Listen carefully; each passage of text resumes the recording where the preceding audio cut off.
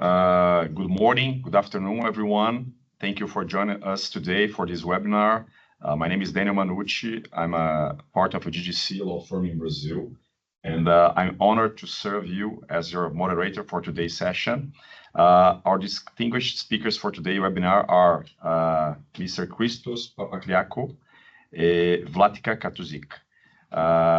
Thank you for joining us in this webinar. And in this webinar, we'll discuss the essential practice of the circular economy. We understand more what is the circular economy. And our speakers will explore innovative trends and discuss critical regulatory frameworks and share best practice for reducing carbon footprints. So Christos and Vlatika, you can start, and thank you very much.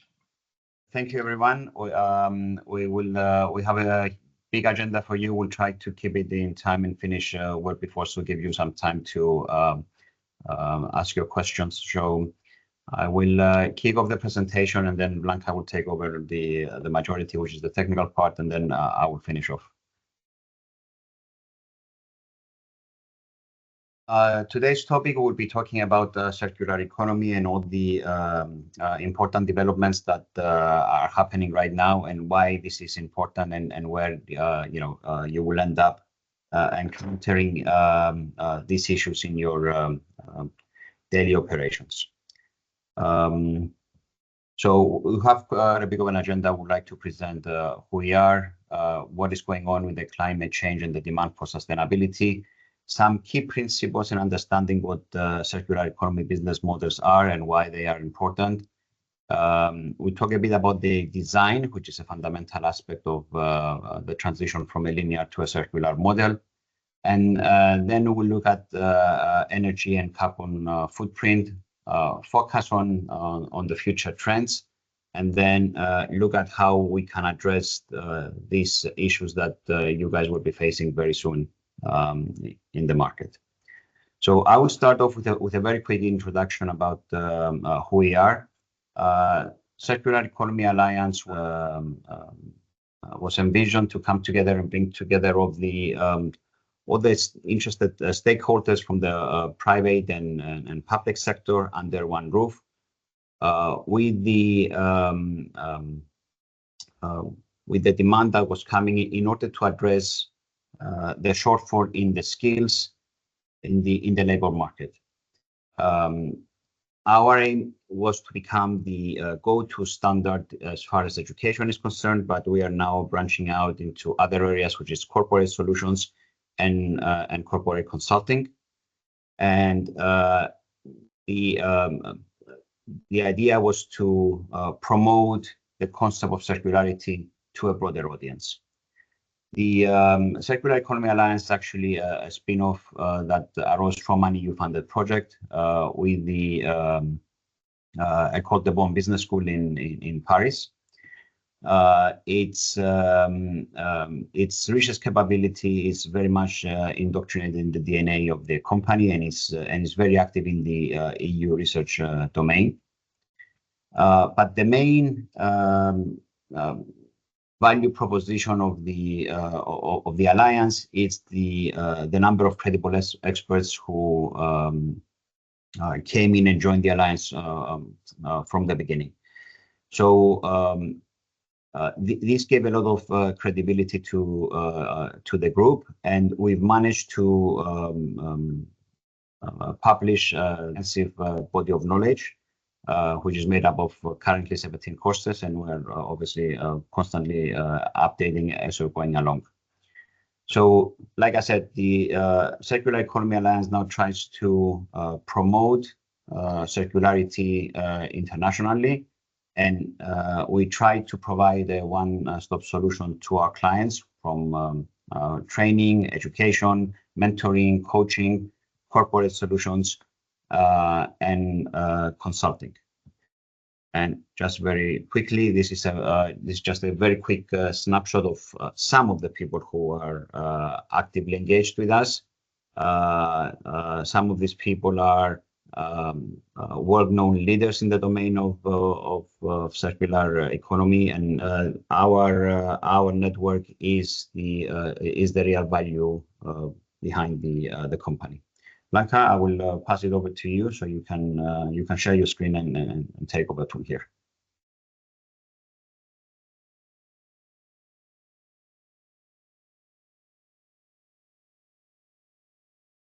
Thank you, Christos, and good morning, everyone. Bonjour. My name is Vlatka Katusic. I am a senior researcher and a European project manager at the Circular Economy Research Center. I'm a European Climate Pact ambassador. I'm also a doctorate candidate at École de Pont Business School, and I am a circular economy specialist at the Circular Economy Alliance.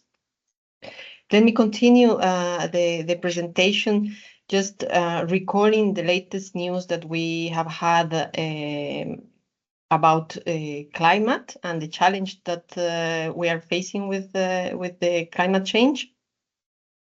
As you know, we have an ever-mounting climate challenge, and with the whole world as one global integrated market, being in control of energy consumption and CO2 emissions is a crucial area for future-proofing operations in the different economic sectors of our society.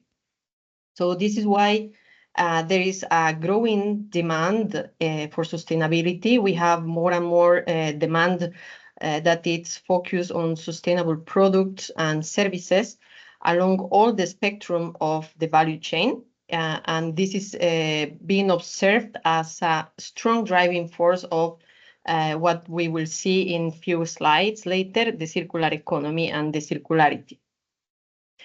Let's talk about a little bit climate neutrality. Let's understand what is climate neutrality. I'm sure most of you know it, but just a recap.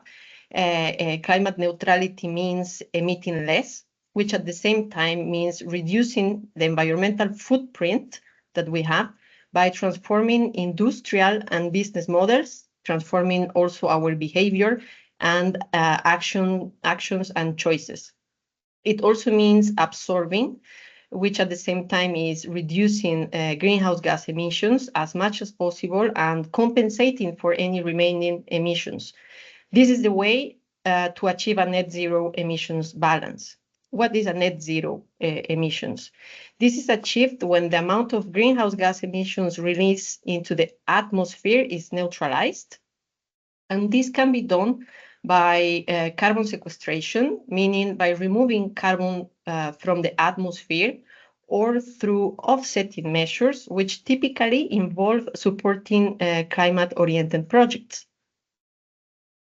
So what we have seen is that the circular economy, this new paradigm, could be a solution and support this objective of climate neutrality. So that's why the circular economy is increasingly being recognized as a guiding principle for business model innovation.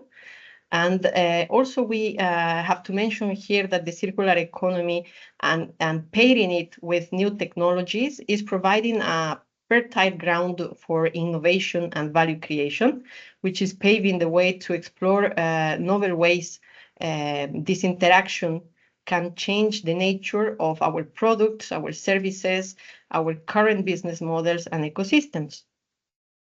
The circular economy has three main core principles, and these principles are to design out of waste and pollution, this to return value of products, materials, and resources into the product cycle at the end of their use. Then the second principle would be to keep products and materials in use, maintaining its value and resources value as long as possible in the chain. Finally, we have regenerate natural systems by minimizing generation of waste and resource intensity of the manufacturing production. This means minimizing external negative impacts and fostering system effectiveness. Now, the circular economy principles are not well established, and perhaps the concept is not yet well understood by all the stakeholders, even though there is a lot of people already working with the concept and the principles. We have some stakeholders that perhaps don't have all the information yet. In this sense, you can see that there is also a growing demand for research-driven circular solutions. You may be able to see in the graph that is to your left that there is an exponential increase noted in the last decade on the topic of circular economy. And in the graph to the right, you can see that China has the most academic research published in the field so far. What is for us circular economy? It's not an exact science. It may be a theoretical framework, but for us, it is certainly a business model. It is a business model that has a disruptive effect because we consider it as an innovative business model. It has also societal impacts. It has economic implications for sure. Also, it implies environmental advantages and also resources optimization. However, this business model is not without challenges. We have been observed that it has many challenges and that there is a lot of work ahead. And this work includes, for example, the generation of new educational materials and frameworks that also needs to be researched. We need also to work on the development of new skills, on reskilling and upskilling the workforce in Europe to cope with the new demands of the market. We have to develop these new business models, these circular new business models, or integrate in the traditional business models elements of circularity that can help improve the business as usual. Regarding, again, new technologies, it's important that we include in these business models the use and the exploitation of the data that companies nowadays have more and more. So here we wanted to show you the difference between the traditional business models and the circular business models. As you may know, business models based on the generally accepted definition describes how an organization creates, delivers, and captures value. While on the other hand, circular business models are, as mentioned, innovative business models in which the creation, delivery, and capture of value maintains the economic value of the product and its inputs for as long as possible by reducing the dependence on virgin materials, using renewable energy systems, adopting sustainable production practices, and more generally greening the entire value chain. That being said, we can also see in the next slide that the concept of the business models appeared in 2006, and by 2015, it became a mega trend. So this development of circular business models are now more and more being explored. And here we can see what is the impact of the circular business models on the linear economy. As you can see, we have this graph that perfectly shows the linear economy, where we have at the end stage the disposal.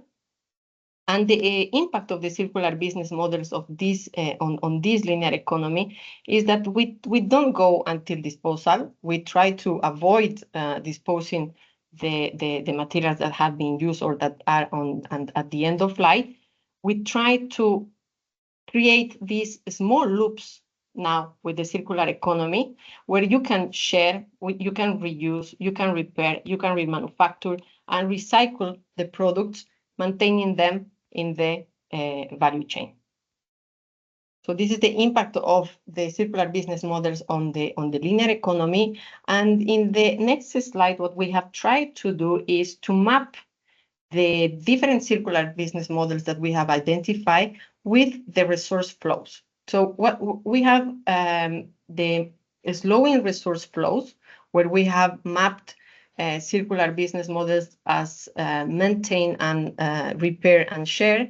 We have also the narrowing resource flows, where we have mapped refurbish, product as a service business models, and the closing resource flows, where we have mapped reuse, industrial symbiosis, remanufacturing, and recycling business models. You will see in the next slide a little bit more detail.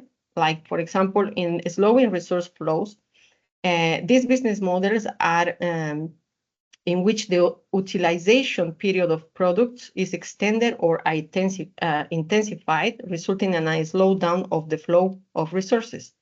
In a narrowing resource flow, we have eco-efficient business models that aim to improve resource efficiency, for example, using fewer resources like virgin materials, energy, and water per product or service. And finally, on closing resource flows, we have business models that ensure that products and or materials are used again, such that the loop between post-use and production is closed, as we have seen in the previous slide, resulting in a circular flow of resources. Here we have some examples in terms of the business models that are related to slowing resource flows. We have the sharing platforms, like, for example, car sharing. I think in France we have BlaBlaCar. We have also house sharing. Nowadays, in house sharing, we can talk about Airbnb as well. And we also have more and more co-working spaces nowadays. There is also the designer fashion, where you can just rent if you are going to, let's say, to a party and you need a gown for the party, then you can rent it from some stores that you have already online. You can do the same for power drills, for example, because this is a tool that we generally use once or twice, so maybe it's not needed to buy it, but we can just share it from another person, neighbor, or perhaps an initiative in a local initiative. And finally, we have another example with the bikes that we also have in cities like Paris. We have also in the Netherlands, in Amsterdam, etc. Regarding the examples related to narrowing resource flows, we have the business model related to refurbish. In this case, we have examples like Apple, the back market, or Refurbed, where you bring your telephone, your tablet, etc. They refurbish it and then they can resell it. We have several interesting examples, like this product as a service business model, which is from Philips, and it's related to smart connected lighting systems for Philips at the Edge building. Here you can see the characteristics of these business models, like the upgradable to connect lighting services. It has a modular design because it also includes standardized components. It can be disassembly, which it's very convenient, and you can have it's easy to maintain because it has efficient spare parts and assets management. The recycling part, you can break it down into separated waste streams and materials, so you can then analyze how you can introduce them into the value creation again. Another example is related to the closing resource flows. We have the industrial symbiosis. Here we have the example of Timberland and United Tires. Timberland has partnered with tire manufacturer Omni United to create a branded line of tires that when worn are recycled and repurposed as soles for its Earthkeepers boots and footwear. So the aim here, for example, is to reduce the demand for virgin rubber from the footwear industry. Another interesting example that we have is Caterpillar. Caterpillar is operating 3 manufacturing plants in the southeast of USA. It's generating jobs at the same time. It has equipment components that are remanufactured once and sold up to 3 times. This business model encourages customer loyalty. And you can also see some figures here, like regarding the manufacturing used engines. It has low economic costs. It's lower material consumption, and then lower energy consumption. So you have like from 50 to 88% of reductions of emissions and 65 to 88% to reduction of waste. Continuing with the same example of Caterpillar, so it's Caterpillar Reman, which is operating these activities. It's a global, now they have a global operation and offers 7,600 Cat Reman products, all available with the same warranty as new parts. So now products are being designed to help customers waste less time and money on maintenance. With these examples, I finished the part of examples, and what I would like to show you now is the circular design strategies that we have also mapped in the resource flows. Here we have divided in technical cycles and biological cycles, which are the cycles that involved the circular economy. And in terms of the slowing flow, we have design strategies like for maintenance, for reuse, for refurbishing, and for remanufacturing. For the closing flow, we have designed for upcycling, for recycling. And in the narrow flow, we have designed for resource efficiency in terms of material, and also designed for resource efficiency in terms of energy. On the other hand, we have the biological cycles, and here we have identified design for the cascade use and design for biodegradation. We will, in the next section, see some relevant instrumental drivers. Here I will start just mentioning the Eco Design for Sustainable Products Regulation, which is directly related with the circular design strategies of the circular economy. In the next section, now we will see what are the circular economy instrumental drivers. We will try to go through some of them, although we are not going to cover all the spectrum because we have so far a lot of instrumental drivers that we can mention, and we won't go either in detail, but we will have to have an overview of them. And it's important to mention here then that the European Union has developed one of the most advanced and comprehensive legislative packages to achieve a resilient energy union and also to become the first climate neutral continent by 2050. So this package includes tools ranging from policies, strategies, action plans, legislation, funding, and financing instruments. So why we are focusing on the European Union toolbox and why not another? Because this toolbox and the advances that the European Union has made are very significant in the circular economy. So the European Union is very well developed in the different strategies, and that's why we are taking it as an example for perhaps also other countries. So we're starting with the European Green Deal and also the Circular Economy Action Plan. We can mention that the European Green Deal and the Circular Economy Action Plan were launched by the European Commission, and these two instruments call for a major industrial transformation in achieving an effective transition to circular economy, a more viable, sustainable, and environmentally resilient production and consumption model. So we have then the European Green Deal as the new growth strategy of the European Union. And we have the Circular Economy Action Plan that is helping also implement this strategy.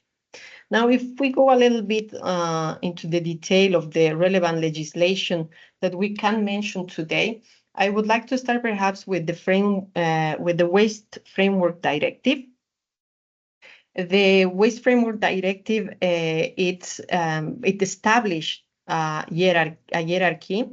It is the cornerstone of the EU policy and legislation on waste, and it's key to the circular economy transition because it establishes an order of priority that minimizes adverse environmental effects and optimizes resource efficiency in waste prevention and management. It ranks waste management options according to their sustainability, and it prioritizes the prevention and recycling of waste.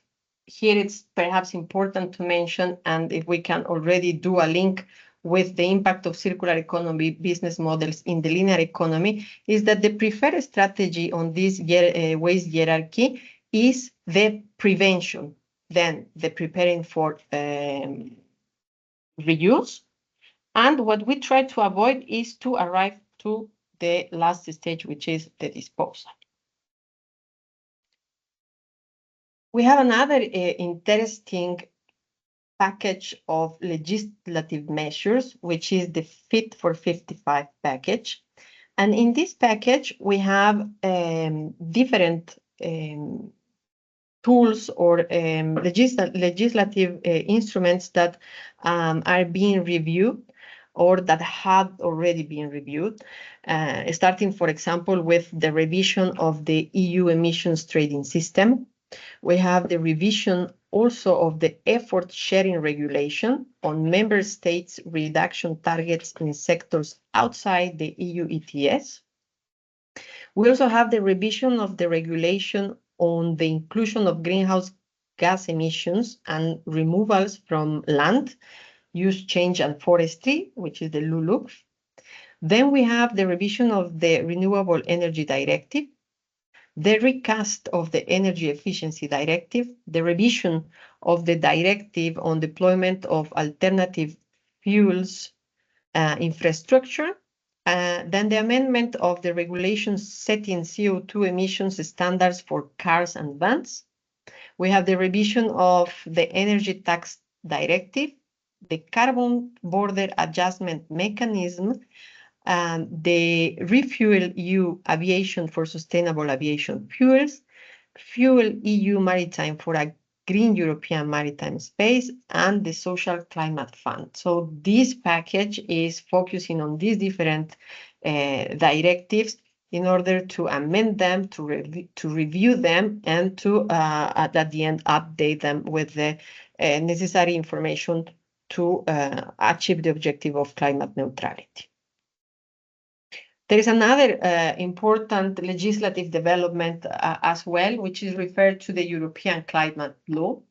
This is a EU-wide legal target for climate, the objective of climate neutrality by 2050, it's now binding for the EU institutions and national governments.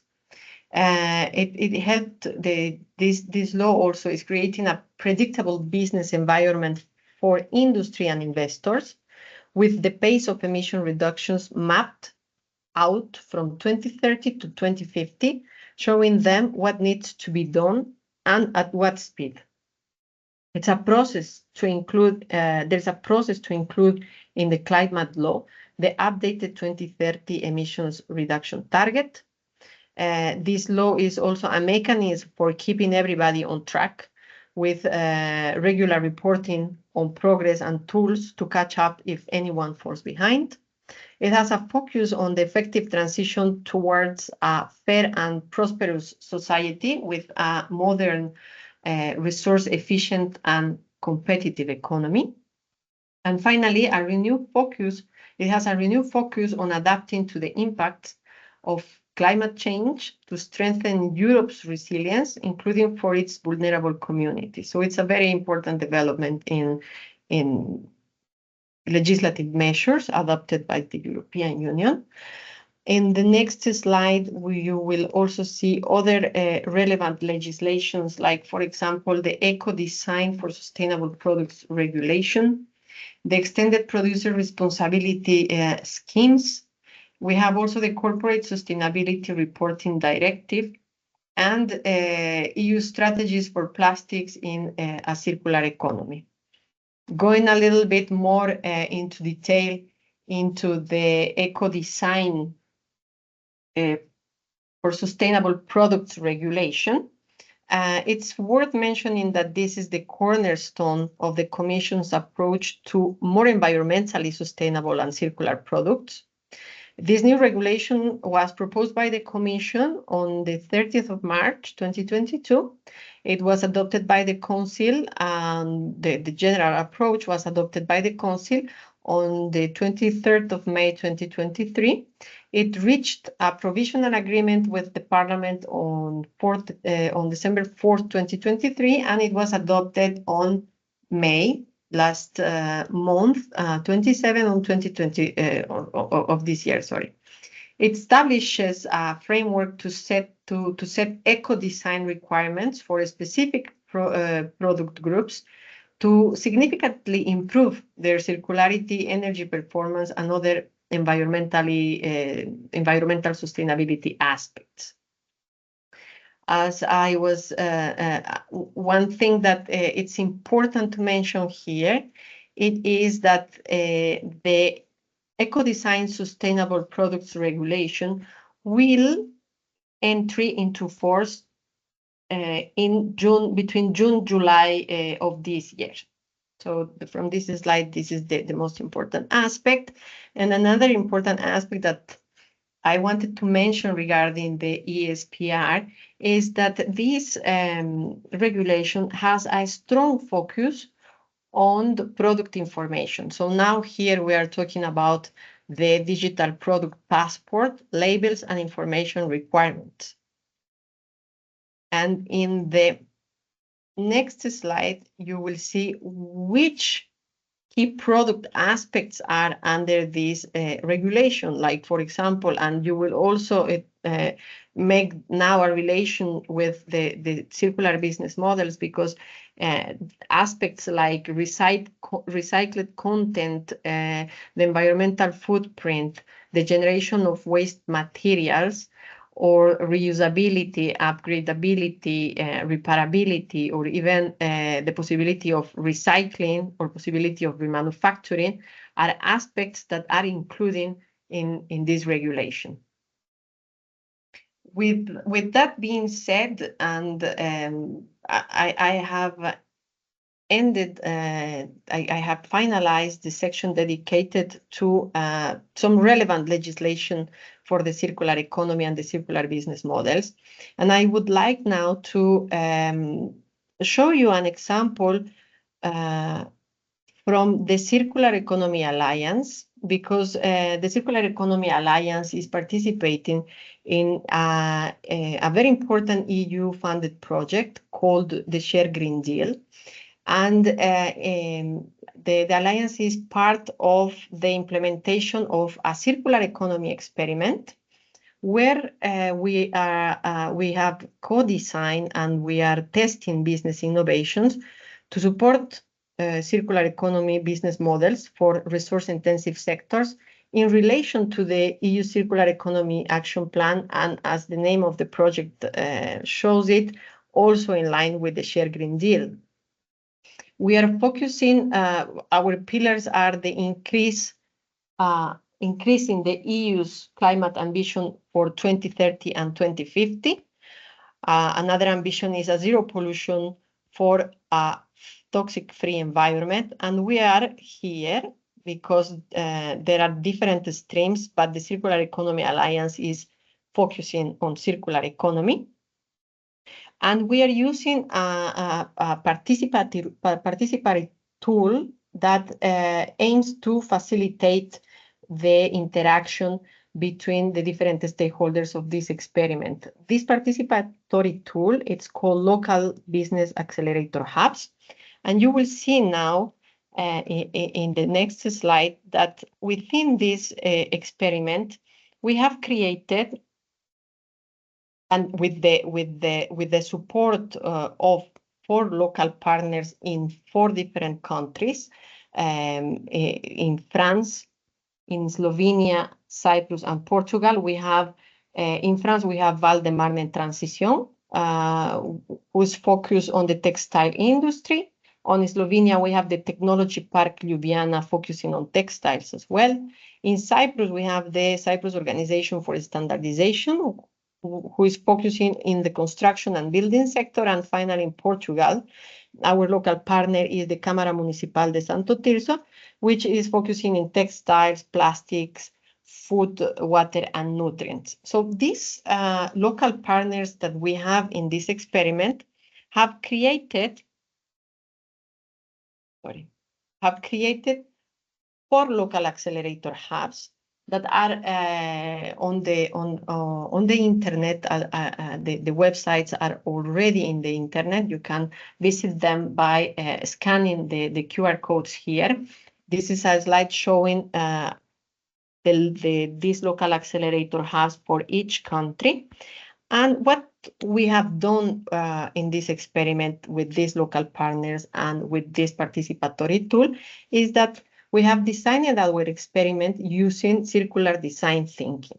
This experiment included 3 workshops. First workshop where we have, together with local partners, identified circular local challenges. Then local partners implemented a second workshop where they proposed circular solutions. And in a third workshop, they received feedback to iterate these circular solutions proposed.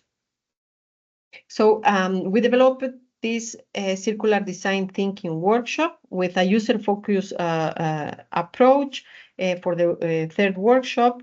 In the second workshop, we identify and develop the common local circular business solutions. And in the first workshop, as mentioned, we try to define collectively the problems or the challenges that these local partners and the regions were facing. Out of these workshops and the circular solutions that were proposed, because there were many, we would like to show you and highlight one specific solution that has been proposed by Val de Marne Transition. The name of the solution is, the local hub is Eco Fashion 94, but the solution is called Retoucherie EF94. It's a pilot. The important part that I wanted to highlight in this slide is that they are already using the bonus réparation, which is financial help that the government is providing for this kind of initiatives. So this is an example from our experiment, and an experiment in which the Circular Economy Alliance is participating, and from which we are very proud. With this, I will end this part of the presentation, and I would like now to give the floor again to Christos. Thank you very much. Thank you. So I hope we've given you quite a bit of information about what circular economy is and what the circular economy is trying to achieve. I want to touch upon something that is that I think is more relevant to you at the same time, which is why is this important and where is this affecting us? So if we want to talk about carbon neutrality and reducing our carbon footprint, circular economy as a business model becomes a fundamental instrument in order to have this green transition manifest itself in an effective way. And in order for that to happen, manufacturing, design, engineering are fundamental processes. But what we wanted to make sure you understand is that this circular economy paradigm and business models are not associated only with manufacturing. The changes in regulation and that are coming place circular economy as a fundamental new business in all the sectors that we know. It captures not only manufacturing, design, heavy industry, defense, buildings, but it goes also into other areas which are more traditional services, like other areas which is finance, and legal and accounting. So we are seeing now fundamental changes in the services industry. For instance, we expect very soon that banks will be having, like they have a credit rating now, they will also have a circularity rating to finance new projects. We're seeing now a more increase in transparency, and there will be now, I think at least now 55,000 companies in Europe alone have to be reporting on their circularity initiatives in their financial statements. So circular economy is here and will affect the way we do business and we communicate with each other. So what are now the, just very briefly, what are the market forces and the trends that are coming into this market, and why it is important for everyone to be aware what circular economy is and where circular economy is heading.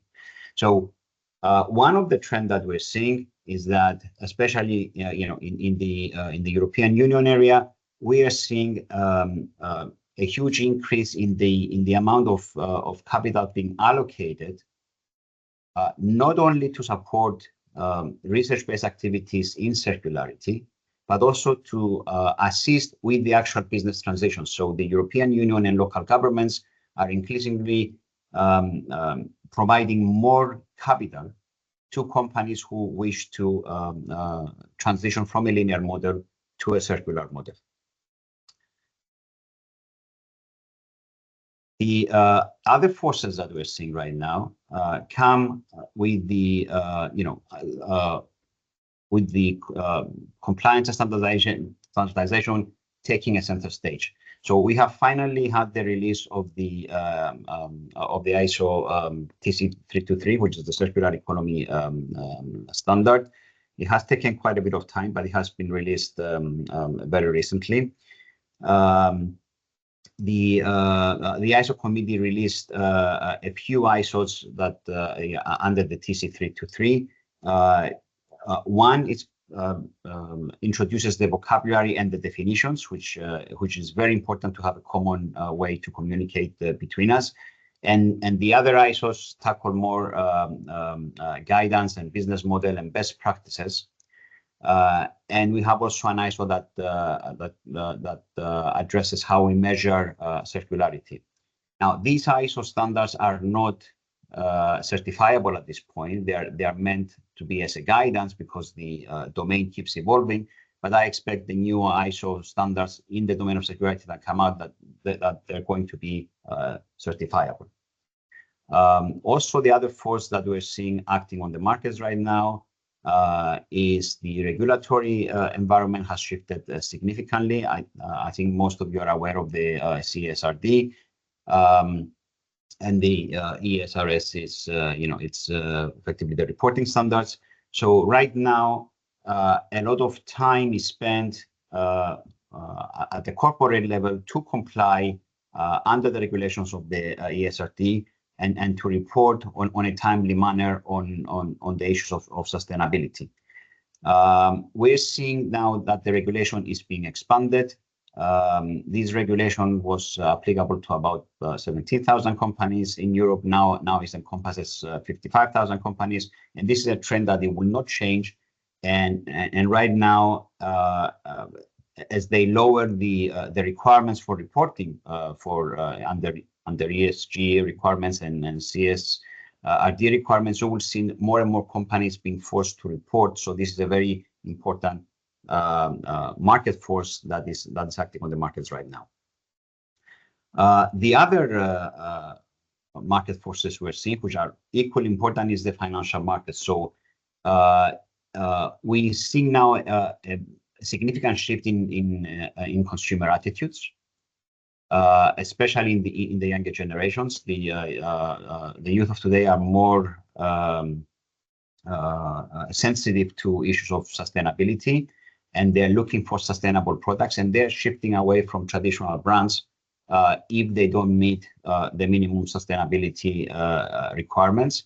And at the same time, especially in the public companies domain, capital market forces are pushing towards sustainable investing, green bonds, and we have the examples of very big investment houses that will not support, meaning they will not include either bonds or equity in their portfolios of companies who do not have a track record in sustainability. So all these market forces now are coming together, and they are pushing us towards a more sustainable business environment, and this is where circularity takes a center stage. So I'm just going to spend one more minute explaining where we fit in this space. So effectively, the way our offering and our solutions to address this new shift in business, we started off by offering training. So we have our 3 certification levels, which are designed for a different audience. Our certificates have been recognized by the leading awards of the industry, of the education industry. But Circular Economy Alliance goes beyond that. We are very much now focusing on in-house training, customized training, and now we have launched our corporate solutions department. We have already a solution, an assessment tool on the hospitality industry. We're now bringing to market an assessment tool on the new ISO. And what sets us apart, like I said, is our people and the fact that we can custom solutions to clients. So at the end of the day, I think the take-home message is that circular economy is a new mega trend. Sustainability and consumer attitudes have shifted significantly. And what we're seeing and what is required now is a systemic change in our thinking, and we need to break the barriers that we have. And we need to find ways to prepare and address all these forces that are acting in the markets, and they will soon affect you and your clients in any part of the business spectrum that you guys are active in. So thank you very much. I think I can stop here, and I think I can conclude the presentation at this point in time, and we will hand the floor back to you if there are any questions that we need to answer. Well, thank you, Vlatka and Christos, for your presentation. I think you clarified many doubts that I had regarding circular economy. I learned much more today regarding this topic. I'd like to start with some questions, and please feel free to post your question here for us as well. We're open to receive your question. And my first question will be for Vlatka. Can you tell me what are some of the innovative trends in the circular economy that you believe will have the most significant impact in the next 5 years?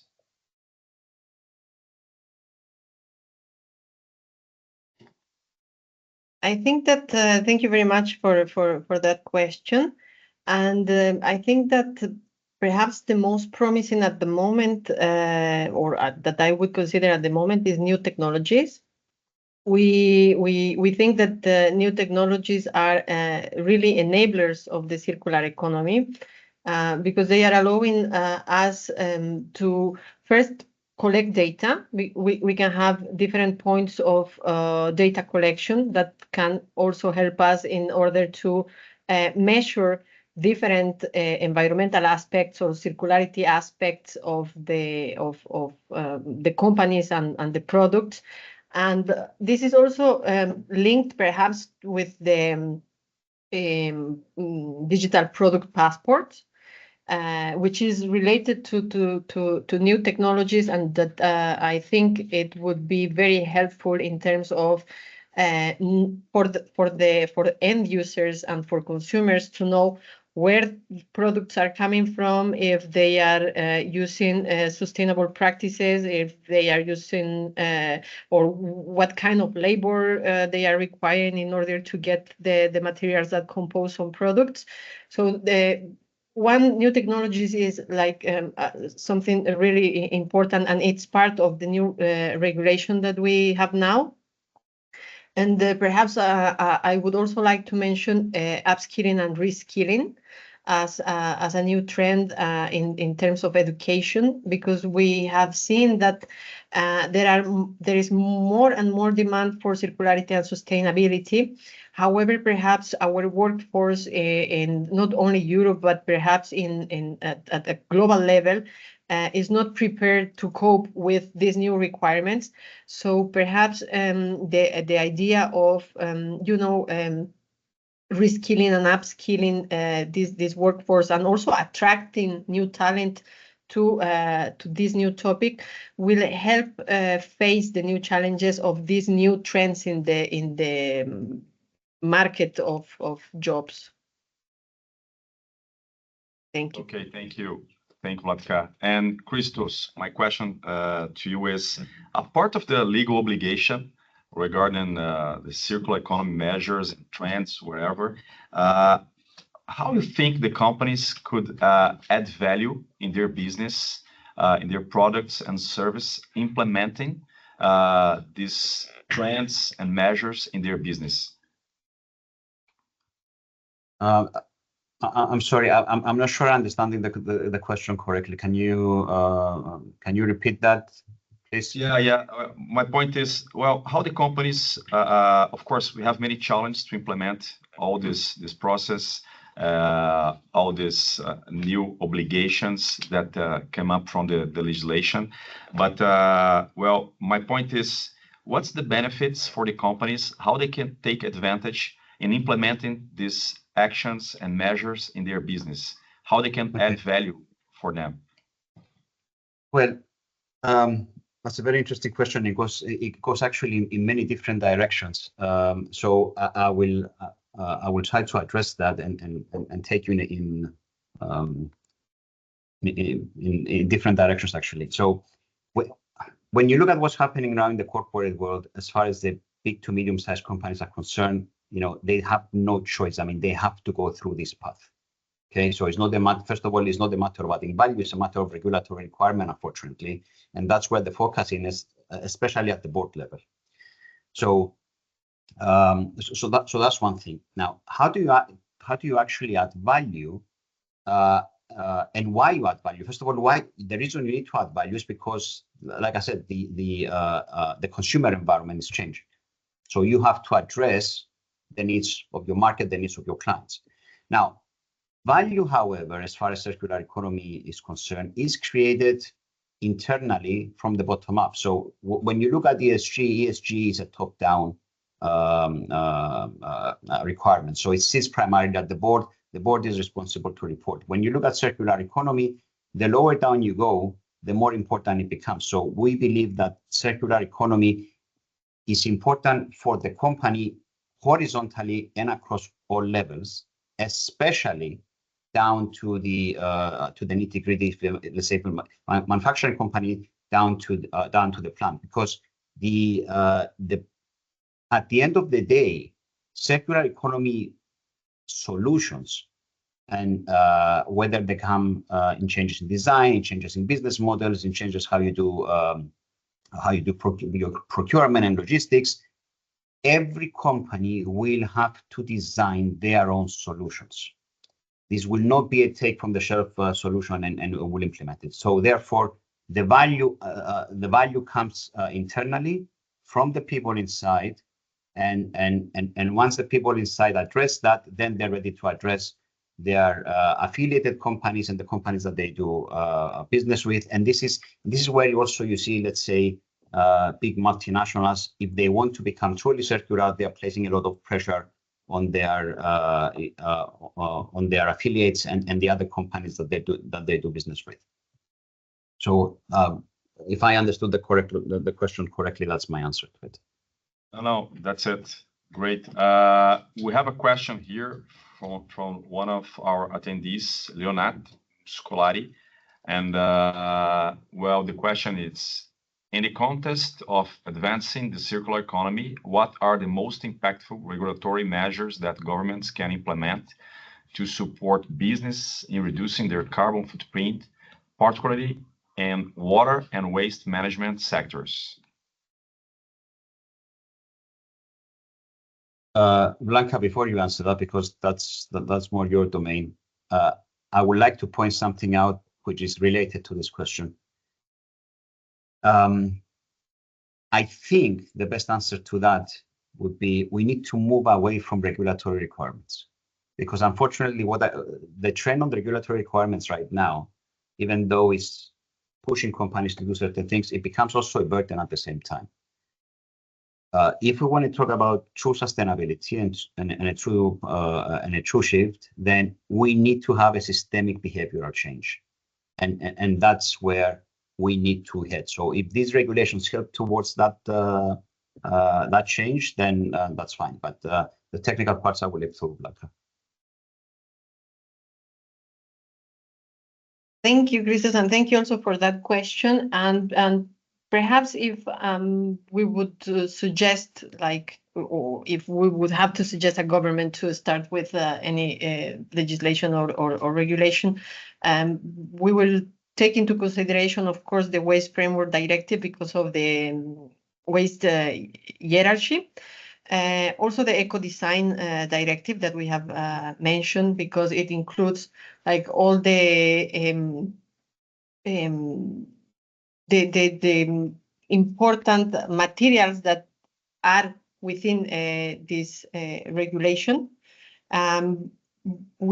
Perhaps I would also mention in terms of water, the reuse of water, the regulation related to the reuse of water in for agricultural purposes. This has been, I think, approved recently, because before it was not perhaps allowed to reuse water for agricultural purposes, but now it is possible.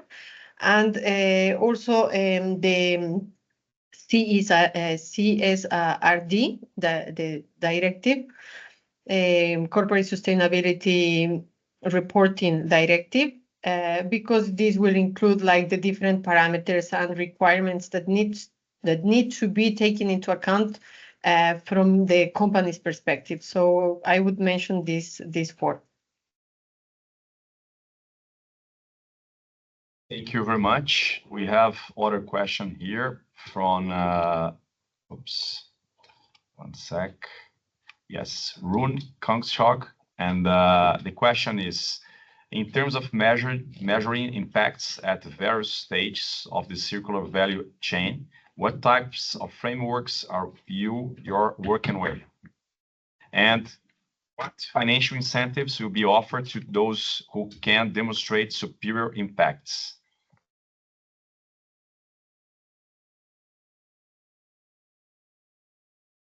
Blanca, I'll kick it off and then you take the other part. Now, financial incentives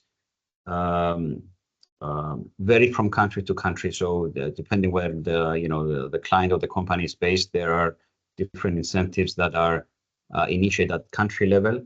Obviously, these are coordinated with the EU, and the EU keeps allocating more and more funds. So you have to look specifically where the company is located and talk to the local ministries and municipalities there about the financial incentives.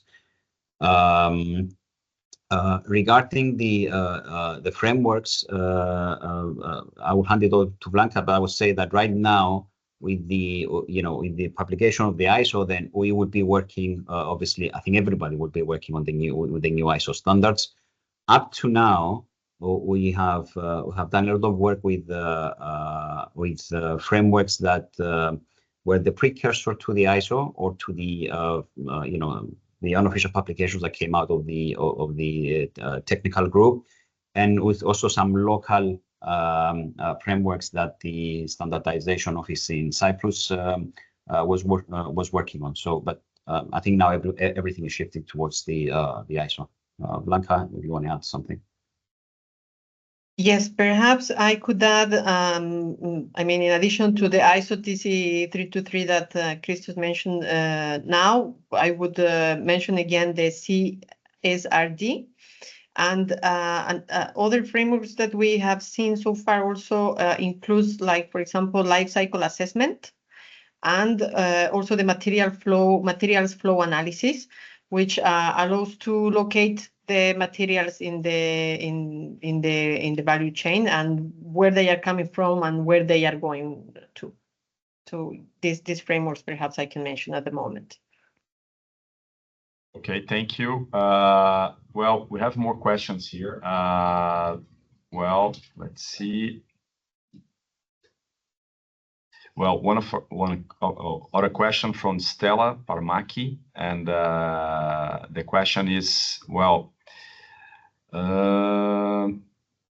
we know that many changes are coming due to the circular economy, climate change, sustainability, and other environmental factors. However, are companies and society ready for those changes?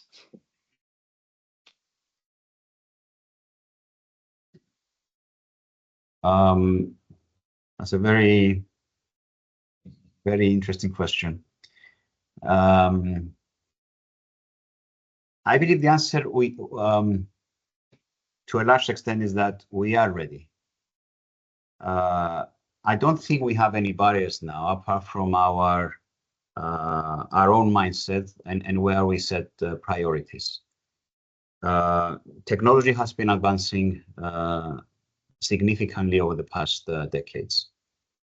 Our understanding of the problems is good enough in order to make intelligent decisions. So the question now becomes where we focus. If we focus on growing and expanding our corporate profits at the expense of, let's say, environmental and societal change, then obviously it becomes very difficult. If, on the other hand, we can find a way for the two to go hand in hand and break the barriers that we have placed for ourselves, then I think that we are ready to achieve significant things. And I think one of the most interesting things that gets lost in the translation is where circular economy fits in, because circular economy, like we said, as a business model, through research that has been carried out, has been proven to be net positive financially for companies. The problem, though, is the actual transition. The transition is costly. So this is where you need strategy, and strategy doesn't yield results from one day to the next. It takes time for strategy to yield the results. So the good news, at least as the European Union is concerned, is that part of this expense of the business transformation is subsidized. So there are no real excuses not to implement or start implementing circular economy models that have been proven to be net positive financially for companies. So I think the more we understand that, and the more the younger generation forces us down that road, we will see that these difficulties are not as difficult as they appear. Well, thanks, Christos. Based on your answer, I have a final question. And what's the practical steps that the companies can take to start to implement the circular economy practice or to adopt these new obligations? What's the practical steps to start? Look, our approach from the beginning, since the inception of the company, is that if we want to talk about change, if we want to empower people and empower companies to start the journey of business transformation, then you need people who know what they're talking about. So education, skilling, reskilling, upskilling becomes a fundamental step. I don't expect practically companies to go from 0 to 100% transformation. And to be honest with you, I don't think it's even possible, because to have that complete transformation, you need your other partners and companies that you work with to be on the same path as you. So what we are recommending to businesses is that they need to start with training. This training has to be horizontal, to the board, to the executives, but also to people on the ground. It starts gradually. It doesn't go, you're not going to go all in. You couple that then with some physical training and some, work groups where people come together and exchange ideas. And that's also when you start seeing consultants coming in. And it's like I said, the real change is driven from people inside. So you need the training, you need some consultancy there, but at the end of the day, it's down to the people internally. Oh, thank you very much. Vlatka, do you want to add something else? Yes, thank you. Perhaps I would just comment on these two last questions. There's a saying that everybody wants to change, but nobody dares to change. So yes, I acknowledge like change is difficult and it would take time, perhaps like many years. But the good thing is that the European Union, the European Commission, also private companies are paving the way to do this transition, like providing frameworks, instruments, tools that companies can use, also individuals can use. And perhaps within the first steps for companies to engage in this transition would be to generate these safe spaces where you can practice innovation, where you can start generating ideas in a safe space, and then you can also pilot these ideas. Like, for example, implementing within the education framework workshops, for example, in the companies, circular design thinking workshops where you are able to go through the identification of local challenges, circular challenges, and then you have this ideation process where everybody collaborates in order to give a solution to these challenges, and then you have plausible solutions that could be piloted by any company. Yes, thank you.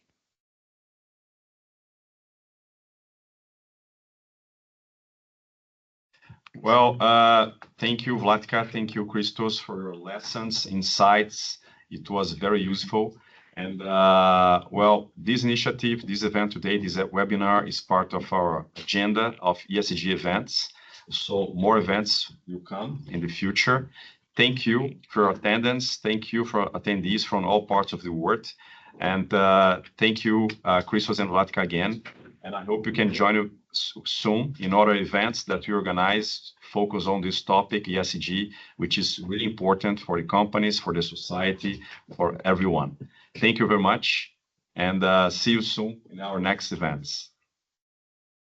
Thank you. Thank you to all, and thank you to UCCG. Thank you, guys. Thank you to everyone.